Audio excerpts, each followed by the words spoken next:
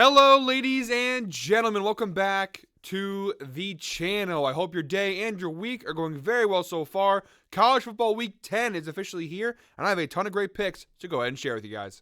But first, as always, people, please make sure to go ahead and hit the subscribe button, hit that like button, and drop a comment down below. It helps the channel grow, and it really does mean a ton to us. With a new week of college football comes new opportunities to go ahead and make some money. I have 11, count that, 10, 11 picks to go ahead and share with you guys in this Week 10 college football slate. But first, before we dive into this week's picks, a quick little recap of how we did last week. Overall, not a fantastic week last week, guys. We went 5-7 overall. We're having a hard time. We're still trying to get back to that, get to 500 on that overall season record. We're 47-57-2 overall in the year, which I know doesn't look great. We had two really bad weeks that kind of tanked our record, but we actually are having a decent season overall. We started off good last week. Our first three picks all hit, and then we had a little bit of a rough finish to the week. I think we can certainly do better this week, and we're going to do better this week. We're speaking it into existence. We're putting it into the atmosphere, into the stratosphere, whatever you want, whatever sphere you want to talk about. We're putting it into existence. We're going to have a good week this week. 11 picks this week. A good chance to go ahead and bounce back. Let's not waste any more time, guys. Let's dive right into our Week 10 college football picks. We are jumping right into the outlier screen, guys, and our first pick is what is in the game of the week for this week, a big Big Ten rivalry matchup at 12 p.m. kickoff on Saturday. We have Ohio State at Penn State, two of the highest ranked teams in college football right now going head-to-head in a Big Ten rivalry matchup. This one's going to be a really fun game, guys, and for this pick, I'm going with Ohio State on the spread here, -3. And it's really tough for me to go ahead and bet against Penn State, who is an undefeated 7-0 team coming into this matchup with Ohio State. But there's a couple of reasons why I like Ohio State. First and foremost, Drew Lohr is not healthy. He may not even play. At the time of recording, we don't know. He's still listed as questionable. But even if he does play, the fact that it's like a game-time decision, basically, who's going to be quarterback for Penn State, that tells me that even if Drew Lohr plays, he's not going to be 100%. Truth be told, even if Drew Lohr were 100% healthy, I would still probably lean Ohio State in this game. I just trust Will Howard and Ryan Day in that Ohio State team a little bit more. James Franklin, although he's had a solid career at Penn State, he's struggled when he's played some of these bigger ranked teams. Ohio State has won each of the last 5 matchups with Penn State, including last season, which we see here on Outlier, shows us Ohio State beat Penn State in Columbus, Ohio, 20-12 last year. Now, Ohio State is on the road for this game, but I do think they are the better team just slightly in this matchup. Again, that Drew Lohr piece is going to be really important. The injury at quarterback, like I said, Penn State's offense already, there were some question marks with it, but now with the injury at quarterback, there's even more question marks. And overall, I just think Ohio State is way more battle-tested than Penn State. Ohio State right now, strength of schedule, 29th in college football with a 600 strength of schedule. Looking at Penn State, 109th. Obviously, Ohio State, their biggest game so far this year, they lost that really tight game with Oregon, but they lost by 1 to an Oregon team that I would probably put ahead of this Penn State team. I think that's pretty fair to say. But Ohio State has played some tough ones. They played teams like Nebraska, who are not an easy play, Oregon, Iowa, Michigan State. They're on a nice streak the last few weeks of playing teams that either are ranked or if they're not ranked, they're really tough teams. Looking at Penn State, their biggest win so far this year is that Illinois game, which obviously has aged pretty well because Illinois is looking really good right now. But overall, their wins, they just don't jump out to me. They beat UCLA. That's great. UCLA is not a very good team. USC's 4-4. Wisconsin's nothing to write home about. I just think that Penn State has not played a team quite like Ohio State, specifically from a defensive standpoint. Ohio State, the 4th ranked scoring defense in college football, 8th against the pass, 6th against the run. I think this matchup is going to be really, really close. I think the spread is pretty accurate. A 3-point spread is pretty close. It's going to be a field goal type of game. You could go ahead and buy Ohio State down to 2.5 if you want to. You're obviously going to sacrifice some value there. There's some push possibility if Ohio State wins by a field goal. I just don't trust James Franklin and Penn State in this spot. This is what Penn State has consistently done over and over and over again in the James Franklin era. They build your hopes up. You think they're going to be a really good team. You think they're going to be a playoff contender, and then they play in Ohio State or Michigan or something like that, and they fall up short. I just don't think, especially with the injury to Drew Lohr, I just don't trust Penn State here. Give me Ohio State -3. All right, guys, next up we got an SEC battle. Ole Miss at Arkansas, 12 p.m. kickoff on Saturday. I'm going with the Ole Miss Rebels here, -7 on the spread. Ole Miss's chances of making the college football playoffs are definitely difficult. They've got a tough road to get there, but they still have a shot. And with that being said, every game becomes so much more important, not just to win, but to win and cover. Overall, this year, Ole Miss has a 63% cover rate against the spread, but on the specific line of -7, Ole Miss has a 75% hit rate so far this year. So they've actually been winning a good chunk of their games, and when they do win, they usually win by a touchdown or more. And look, without a doubt, this Arkansas team is battle-tested. They played teams like LSU. They obviously got smoked in that game, but they obviously, their big claim to fame this year, they beat Tennessee. They hung around with Texas A&M. They beat Auburn. They've got some nice wins and some nice performances. They didn't beat Oklahoma State, but they kept that game relatively close. They've had some tough matchups this year, and if they haven't won, they've at least kept the game somewhat respectable, minus the LSU game. Ole Miss was on a good run, and then they played Kentucky, and then they played LSU, and they obviously came into some rough luck in those games. But overall, I just trust Jackson Dart and this Ole Miss offense to get the job done. Arkansas overall, they're tied for 44th in scoring defense, 21.8 points per game. They're 87th against the pass, which I just don't see that working out very well against the fourth best passing offense in terms of yards in college football. I think Jackson Dart should have a fun day throwing on this Arkansas defense. On the flip side, Arkansas's offense is pretty solid. 31st in scoring, they're fourth in first downs, top 25 in passing yards, top 30 in rushing yards. So again, this is a pretty solid Arkansas offense. And kind of like the other side of the matchup, right? Arkansas's passing offense versus Ole Miss's passing defense. Pretty good matchup there for Arkansas. This game could be a little high scoring. I just trust Ole Miss there with Jackson Dart, and with these high expectations, I think Ole Miss is the better play in this one. Give me Ole Miss here, -7. All right, guys, next up, we got an ACC battle here. We got Duke, Miami, 12 p.m. kickoff on Saturday. I'm going with the Blue Devils here, +21.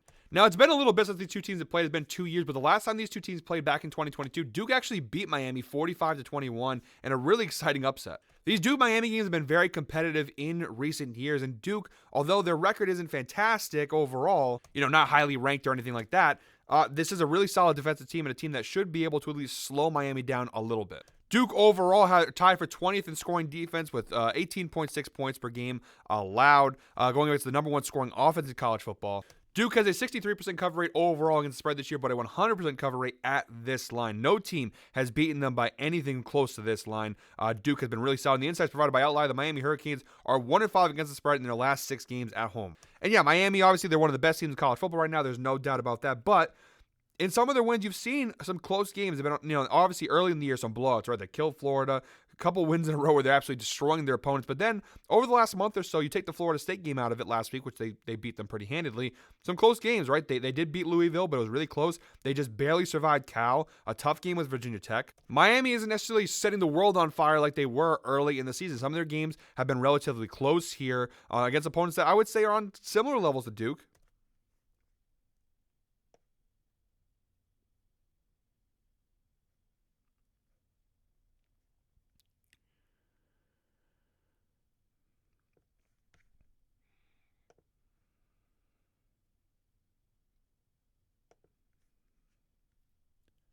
Apologies for that. Apparently the camera did not cut there. A few technical difficulties. Apologies for that. Just going through the data in between takes. But overall, I think Duke's defense should be able to at least slow them down. They force a good amount of turnovers, too, which I think is a key thing here. Look at turnovers forced. Duke is tied for second right now in college football, forcing 2.4 turnovers per game this year. Now, Miami doesn't turn over the ball a ton, but I do think they should be able to put pressure on Cam Ward, force him into some difficult throws. I like Duke here +21. I think Miami wins this game, no doubt, but I think Duke should be able to keep this game relatively close with their defense. All right, guys, next up we got an Armed Forces match. We got Air Force at Army, 12 p.m. kickoff on Saturday. I'm going with Army here on the spread, -20.5 points. Army of late has dominated this rivalry against the Air Force. Last time these two teams played, actually, Army did not cover the spread, but it was very close. Army beat Air Force on the road, 23-3. Air Force has literally not covered the spread in any game this year. Now, they have covered the +20.5 point line in some of these matches, but they literally have failed to cover the spread in every single game this season. Literally the worst team in college football to bet on. If you bet on them every week, you'd be down a lot of money.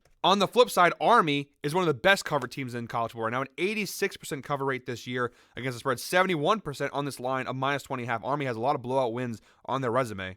Army overall is 8-1 against the spread in their last 9 games. A really solid mark for them overall. They had actually 8 straight covers going into that game against Eastern Carolina, which they failed to cover the spread of -17.5. They still won the game. They just barely missed. They won by 17 points, but the spread was 17.5. I just don't see where Air Force stops. Their defense, 87th in scoring against an Army offense that's tied for 9th in college football, 40.4 points per game. Now, Air Force's run defense is really solid. However, their pass defense. Air Force's pass defense, really solid. However, if you watch Army this year, they don't really pass the ball. Their strength has been the running. The number one rushing offense in college football, averaging 359 rushing yards per game this year. That's absolutely asinine how much they run the football. And luckily here, you got the matchup against the 119th run defense in college football in Air Force. They're giving up almost 200 yards rushing per game. So this is a really bad matchup for Air Force. Their offense, by the way, 131st in scoring against the top 10 defense in college football in terms of points allowed. Again, they haven't really played anybody, to be fair. Not to disrespect the military. Apologies for that. But overall, I just don't see where Air Force gets any sort of advantage. I think Army absolutely crushes them in this matchup. Give me Army -20.5. All right, guys, now moving on to the 3:30 p.m. window on Saturday. Our next game up, we got Florida at Georgia, 3:30 p.m. kickoff. I have actually 2 picks coming from this game. Our first pick, I'm going with the under here, 52.5, in this matchup between the Gators and the Bulldogs. Now, from a cover perspective for both these teams, you look at Florida, they actually only have covered this under of 52.5 in 43% of their games this year. But on the Georgia side of things, a 71% cover rate at this underline of 52.5. Overall, I think it's a really solid matchup that calls for an under bet. Now, Florida overall, they had a really rough start to the year. They actually have turned their season around. I think a lot of people are still undervaluing them because they obviously got blown up by Miami. Some really rough losses. They got beat by Texas A&M. Got beat by Mississippi State, right? They beat Mississippi State, excuse me. But you get the point what I'm saying here. Florida had a little bit of a rough start in their first few weeks, but since then, they've turned around. They lost to Tennessee, but they played them tight. They absolutely crushed Kentucky in their last game. And coming off the bye week, they had a little extra time to go ahead and prep for Georgia in this matchup. I do think Florida should give a little bit of a tougher challenge than they would have maybe earlier in the year, specifically on the defense side of the football. Florida, they are tied for 65th in scoring, but remember, they give a lot of points early in the season. Over the last couple weeks, you see like they only give up 13 points to UCF, 23 points to Tennessee, 20 points to Kentucky. Defensively, I wouldn't call them a great defensive team, but they're definitely better and good enough to maybe at least slow down this Georgia offense, which overall has not been great. They're good, but not great. 33rd in the nation in scoring right now, 33 points per game. They're 13th in passing yards, but only 95th in rushing yards. They're not really a very good running team. They definitely have some success passing the football with Carson Beck. But Florida's pass defense, 47th. They're top 50 in the nation. They do give up 260 yards per game, but again, I do think Florida's defense is just good enough to at least slow Georgia down enough to cover this spot. And on the flip side, Georgia's defense is one of the best defenses in college football. I definitely think they should be able to slow Florida down. Their pass rush is pretty solid as well. I do think they're going to be able to put pressure on Florida's quarterback, put pressure on the Gators here. I just don't see there being a ton of points scored on either side. I think Georgia will probably score most of the points in this matchup, but I do think this under 52.5 is pretty solid. It's a little bit of a high line for this kind of an SEC battle. The last time these two teams met last season, it was a 43-20 win for Georgia. Obviously, the over smash in that game, but remember, Georgia last year, their offense, I think, was a little bit better than this year. Florida was in a little bit of a worse spot last year than they were this year. I think this game will definitely be a lot closer in this matchup. And for my second pick in this game, guys, I'm going with Georgia here, minus 13.5 in this matchup against the Gators. Obviously, again, the last time these two teams played, they absolutely crushed this line of 13.5. Overall, Georgia, not really good cover team this year. 29% cover rate overall, a 57% cover rate at this spread of minus 13.5. They have managed to win a few of these games by this number, but overall, this has not been a team that's been covering. Their lines are all pretty massive. Again, the Bama game is the only game that's like less than 20. A lot of these cover rates, they've just been struggling to cover these larger number spreads. But I do think Georgia, again, at this point, they're coming off that big Texas win. They're coming off the bye week as well. I think Georgia, I think they're pretty much a lock for the playoff. That win against Texas was very big for them.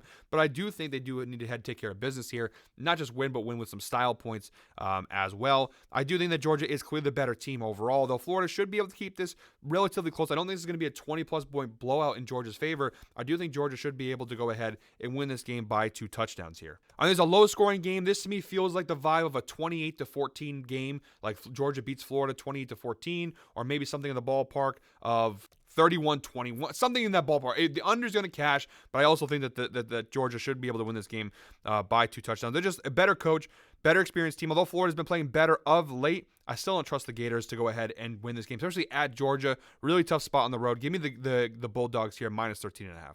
Real quick, guys, before we dive into the rest of this week's picks, special thank you to today's sponsor, Outlier. Guys, every data point, everything that you've seen so far in this week's video is brought to you by Outlier. It's the best sports betting tool in the market, and the sponsor of today's video and a lot of our videos here on the Guy Boston Sports YouTube channel. And the best part is they're giving you guys a very special offer. Use the link down below in the description and get a 7-day free trial to check Outlier out for yourself. Guys, I'm only giving you a little bit of the insight, a little bit of the data that Outlier provides in these videos. There's so much more that goes into it than what I show you. There's just too much to cover in a single video of everything that Outlier can provide. The best thing to do is go try it out for yourself. There's no risk involved, no cost involved. You try it for yourself. You do it for 7 days. You don't like it, you cancel it, no cost at all. But I'm telling you guys, you are going to love Outlier. It's going to make you a smarter sports bettor, a better sports bettor. So go ahead and check the link down below in the description. 7-day free trial when you use that link. Special thank you to Outlier for sponsoring today's video. All right, guys, next up, we have another really solid game in this week's slate, 3:30 p.m. kickoff. Now, in the preseason, this game was probably a little more high class than it is now because Michigan obviously not having that great of a season in their title defense. But we have number 1 ranked Oregon at Michigan, 3:30 p.m. kickoff. I'm going with the Wolverines here on the spread, plus 14.5. Look, this has not been a very good season for the Wolverines. I think we can all admit to that. There's really not, much we can say to defend them here. This offense has been a bit of a disaster. But the one area Michigan's still solid is their defense. Overall, they're still tied for 41st in the nation with their scoring defense, 21.5 points per game. They're actually top 15 in the nation in rushing yards, so this is a really good run defense. And their pass rush is pretty solid, top 30 in the nation in both sacks and QB hits. So I do think they should be able to go ahead and put some pressure here on Dillon Gabriel. And Dillon Gabriel, under pressure, has made some interesting decisions with his throws in some of these matchups. Like I said, we don't need Michigan to win this game. We just need them to cover and not lose by more than 2 touchdowns. And really, besides the Texas game, they have not lost by more than 2 touchdowns in any of their games. Again, it's a 88% cover rate at this plus 14.5 line. They played some good teams. The only game they lost by more than 2 touchdowns was that Texas game all the way back in week 2. Overall, the Wolverines are 7-3 against the spread in their last 10 games versus top 25 scoring defenses. And just to show you guys that insight, some of those games do fall in this category. They've played 3 games this year against top 25 scoring defenses, Minnesota and Washington included, and they did cover the spread of plus 14.5 in those games. And although Michigan, their passing offense has clearly been a mess, I do think their running attack is solid overall still. I think it's still a really good run team. In Oregon, their weakness on defense is their run defense. Now, the numbers show they're 40th. I do think they're a little bit weaker than the numbers probably show. Some of that is some of the competition they faced. But I do think that Oregon, their run defense is suspect. They're open to attack. I think Michigan can be, the strategy for Michigan, the playbook to win this game is hit them with the running game and force Dillon Gabriel into pressure again. We don't need Michigan to win. Just keep this game within 2 touchdowns. By the way, Oregon overall, despite being the number 1 ranked team in the country, just a 50% cover rate this year overall against the spread. They are 63% at this line of minus 14.5. But take away the Illinois game, when they played some of these tougher games, specifically these tougher Big Ten matchups like Ohio State, like Michigan State, the games have been relatively closer than I think most people would expect. I think Michigan hangs tight here and keeps us within 2 touchdowns. Give me the Wolverines at home, plus 14.5. All right, guys, next up, we got Nebraska hosting UCLA, 3:30 p.m. kickoff on Saturday. I'm going Nebraska here, minus 6.5. Overall, last week was not a great week, but one of the picks I did call, and I called it pretty accurately, was that Nebraska pick against Ohio State. They actually almost pulled off the win against one of the top-ranked teams in the country. Really solid effort from Nebraska in that matchup, and yeah, they didn't cover the minus 6.5, but they're now going from Ohio State to playing a UCLA team that's just not very good. And although UCLA, they did beat Rutgers on the road last week, overall this year, we've seen UCLA struggle against these Big Ten opponents. Smoked by Oregon, smoked by Penn State, beaten by Minnesota, smoked by Indiana. Some really tough loss. They've actually had a really tough schedule overall, UCLA, this year. They played some good LSU, Oregon, and Penn State, and Minnesota 4 weeks in a row. Really tough. And Indiana, really rough schedule for UCLA. They're certainly battle-tested, but now at this point, so isn't Nebraska. They played Ohio State, they played Indiana, they played Illinois. They've had a tough schedule as well. I just think overall, Nebraska is the better team. I know Nebraska offensively, they're not great right now, but UCLA's defense is 100th right now in scoring, 119th in passing yards. I think that Dylan Raiola and this Nebraska passing offense should be able to have some success moving the football on the ground, through the air, excuse me. And on the flip side, Nebraska still is a top 20 defense in college football, despite some of the games they played. Yeah, the Indiana game obviously skews the numbers in a negative way, but overall, this is a really solid Nebraska defense. I just think Nebraska's a way better team at home too. Give me the Cornhuskers here, minus 6.5. I love this pick so much, guys. We're going to do a little giveaway here. All you got to do is comment Nebraska down below, and if the Cornhuskers win and cover this spread, we'll give one lucky commenter a free $20 Amazon gift card. This might be my favorite play. It's definitely one of my favorite plays in this week's slate. I think Nebraska should absolutely roll against UCLA here, so we'll go ahead and do a giveaway on this one. So all you got to do, comment Nebraska, and if they win and cover, one lucky commenter who comments Nebraska will be selected with a free $20 Amazon gift card. Next up, we have our weekly fade of Florida State. We got North Carolina at Florida State, 3:30 p.m. kickoff. We're going with the Tar Heels here, minus 2.5. Florida State, it's like I said, it's our weekly fade of the Seminoles here. Florida State's just been a disaster. 38% cover rate against the spread overall this year, just 13% at this plus 2.5 line. They've only covered this once all year versus Cal. That's the only game where they've covered plus 2.5. Really bad spot. And for North Carolina, they've just had a lot of close ones. Now, they did it coming off a really impressive win against Virginia. But a string of tough games, right? They were in that Georgia Tech game. They were in that Pitt game for a while. They were close to winning that Duke game. The last few weeks, they've been close and close and close. They finally got a win against Virginia. I just think North Carolina should be able to go to town on this Florida State defense. This is a top 30 scoring offense in college football, and their strength right now is the run. 34th rushing offense in college football against the 106th rushing defense. I think North Carolina should absolutely roll here. On the flip side, North Carolina's defense is not very good, but Florida State's offense is really bad. So I just don't see a spot where Florida State can do this. This team is just a disaster. Give me North Carolina here, minus 2.5. All right, guys, 2 picks left. Moving on into the later slate for Week 10 college football. We got Texas A&M out South Carolina, 7:30 p.m. kickoff. I'm going with the Aggies here, minus 3. A&M obviously coming off a massive win against LSU last week and have now put themselves in a really solid position for the college football playoff. But just beating LSU, it doesn't stop there. They have to keep getting these wins, and especially in a matchup like this versus South Carolina, they have to go ahead and get the victory. A&M has actually covered the spread of -3 consistently at an 88% hit rate this year. Only one game, which is, of course, that loss versus Notre Dame. That's the only game this year where they failed to cover the spread of -3. And they played some tough games: Missouri, LSU, Arkansas, Florida, Notre Dame. This team is battle-tested. Not to say that South Carolina isn't also. They played Oklahoma, Bama, Ole Miss, LSU, Kentucky. These are two battle-tested teams, absolutely, but I do think A&M is the slightly better spot. Now, offensively, kind of a tough spot here. South Carolina's defense is top 25 in the nation. They're top 20, against the run. Obviously, A&M's strength this year has been their rushing offense, 10th in rushing offense, 221.5 rushing yards per game this season. But overall, where the big advantage for A&M comes here is their defense. This is a top 20 defense in college football. I just don't see how South Carolina is going to be able to score points. Their strength has been the run, right? They're tied for 64th in rushing yards this year, going up against a top 20 run defense in college football. On the flip side, the weakness of A&M has been their pass defense. However, the problem for South Carolina, they're 106th in passing yards. So not a very good offense there for South Carolina. I just don't think that their offense can go ahead and score enough to keep this game relatively close or even win the game outright. I think A&M should absolutely roll here on the road, -3. And now our 11th and final pick in this week's slate, guys, we have Iowa, Wisconsin, little Big Ten showdown here, 7:30 p.m. kickoff. I'm going with Hawkeyes here, -3. Iowa's been really good this year. They've shocked me this season by how good they've been. Obviously, they finally have an offense that can kind of score some points here. And this Iowa team is certainly battle-tested. Now, so isn't Wisconsin. I think both these teams have had decent challenges. Actually, Wisconsin, from a record standpoint, has actually had a little bit of a tougher schedule than Iowa. But both these teams are relatively battle-tested here. Iowa obviously being the home team here. In the recent head-to-head match, the last time these two teams played last year in October, Iowa did beat Wisconsin on the road 15-6. Now they're at home for this match, but I just think Iowa overall matches up better. Iowa's offense, still not a great offense, but definitely the best Iowa offense we've seen in a long time here. And the key thing to note is that their rushing offense, top 20 in the nation. Wisconsin's run defense is their weakness, 66th right now in run defense. So Iowa should be able to have success running the football on this Wisconsin defense. And also this Wisconsin pass rush just isn't really much worth talking about. They're not going to be able to put a lot of pressure here on Shane McNamara. So I think Iowa should be able to go ahead and score some points in this matchup.